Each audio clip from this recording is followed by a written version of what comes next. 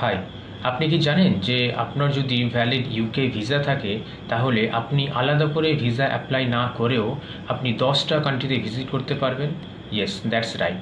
চলুন সেই 10টি কান্ট্রি জেনে নিই। Albania, Bahamas, Panama, Ireland, Georgia, Peru, Philippines, Montenegro, Serbia and Singapore.